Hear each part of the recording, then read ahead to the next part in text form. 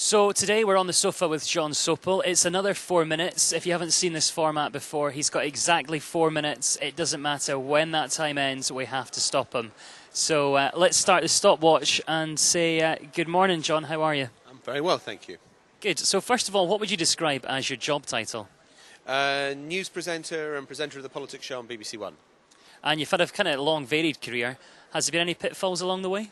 Oh, loads of pitfalls that I'm not going to speak about, obviously. Just talk about the successes.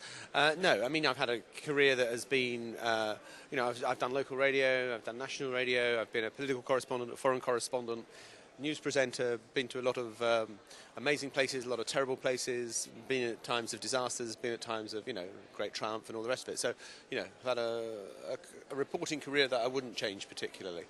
And what's the kind of worst place you've ever reported from? Places after disasters or, where people are suffering. I was in Oslo a few weeks ago after, Anders Behring Breivik had been on the rampage and had killed all those kids on that island.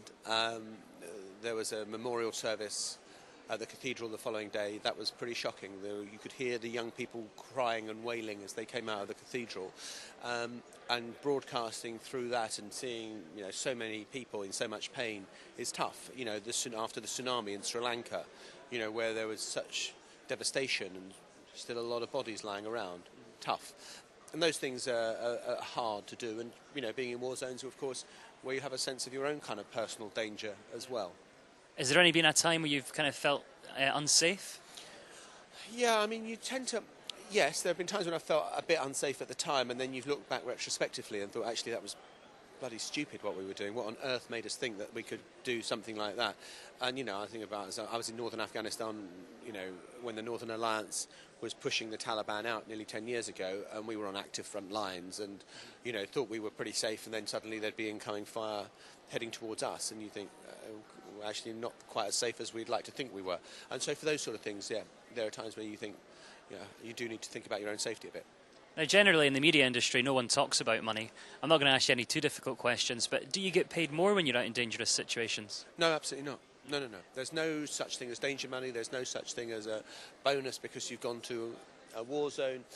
You go voluntarily. You're not dragooned into going. If the worst thing to have is someone who's scared. I mean, it's natural to be scared, but if someone's freaked out by being somewhere rough, then it's best that they're not there. You go as a volunteer, but and no one asks you to take risks that you don't feel comfortable with. But you don't get any danger money for going. And what does your family think about you going to do stuff like that? A kind of certain apprehension, certain anxiety. I remember when my son, I was going to Afghanistan, I said I wouldn't go to the front line. He said, yes, you will. He was little. Yes, you will, because that's where the best pictures are, and you'll want to get the best pictures. And I thought, shrewd, he could end up in television production himself with his understanding of the media industry. So, they don't particularly like it, but, there are some people who kind of love the danger and want to get themselves almost seem to want to get themselves into risky positions. Frankly, I suppose I'm brave enough to go, but I'm so blooming relieved when I pull out that I recognise that there's the inner coward in me comes to the fore when I fly away. And if you didn't get into this industry, where do you think you would be? What other type of job would you have ended up in? I can't imagine.